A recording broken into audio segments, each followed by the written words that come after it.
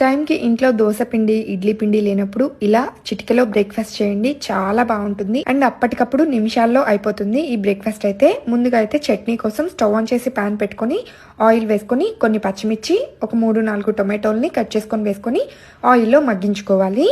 ఇవి కాస్త సాఫ్ట్గా అయిపోయి మగ్గిన తర్వాత ఇందులో కొన్ని అల్లం ముక్కలు, వెల్లుల్లి, జీలకర్ర వేసి ఇవి కూడా కాస్త ఫ్రై అయిన తర్వాత స్టవ్ ఆఫ్ చేసి పక్కన పెట్టి పూర్తిగా చల్లార్చుకోండి.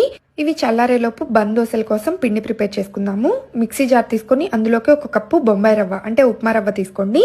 దీన్ని ఫైన్గా పౌడర్ లాగా గ్రైండ్ చేసుకోవాలి. తర్వాత ఇందులో ఒక మీడియం సైజ్ బంగాళదుంప తీసుకొని పొట్టు తీసుకొని ముక్కల కింద కట్ చేసుకొని వేసుకోండి.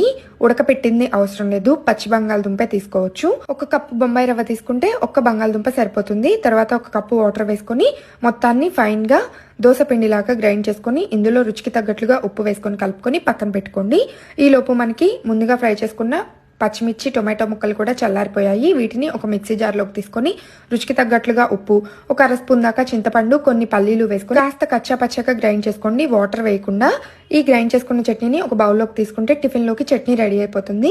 ఇక ముందుగా గ్రైండ్ చేసుకున్న పిండిలో కొన్ని ఉల్లిపాయ ముక్కలు, టొమాటో ముక్కలు, పచ్చిమిర్చి, క్యారెట్, కొత్తిమీర, కరివేపాకు, 1 అర స్పూన్ దాకా వంట సోడా కూడా వేసుకొని ఇవన్నీ బాగా పిండిలో కలిసేంత వరకు కలిపిన తర్వాత ఈ పిండితో బన్ దోశలు వేసుకున్నా, సెట్ దోశలు వేసుకున్నా పర్ఫెక్ట్గా వస్తాయి. నేను జీలకర్ర మర్చిపోయాను, అందుకోసం తర్వాత వేసుకున్నాను. ఇక స్టవ్ ఆన్ చేసి కడాయి పెట్టుకుని ఇందులో 1 అర స్పూన్ ఆయిల్ వేసుకొని ఆయిల్ కాస్త వేడైన తర్వాత పిండిని ఈ విధంగా వీడియోలో చూపించిన విధంగా బన్ దోశల్లాగా వేసుకోండి. చిన్న కడాయి ఉంటే బన్ దోశలు పర్ఫెక్ట్గా వస్తాయి. పిండిలో సోడా ఉప్పు వేయటం మాకు ఇష్టం లేదనుకుంటే సోడా ఉప్పు వేయకుండా సెట్ దోశల్లాగైనా వేసుకోవచ్చు. నార్మల్గా చాలా బాగుంటాయి టేస్ట్ అయితే. ఒక్కసారి మీరు కూడా ట్రై చేయండి. ముందుగా గ్రైండ్ చేసుకున్న చట్నీతో ఈ బన్ దోశల్ని సర్వ్ చేసుకున్నారంటే అద్దిరిపోతాయి. పిల్లలు కూడా ఇష్టంగా తింటారు.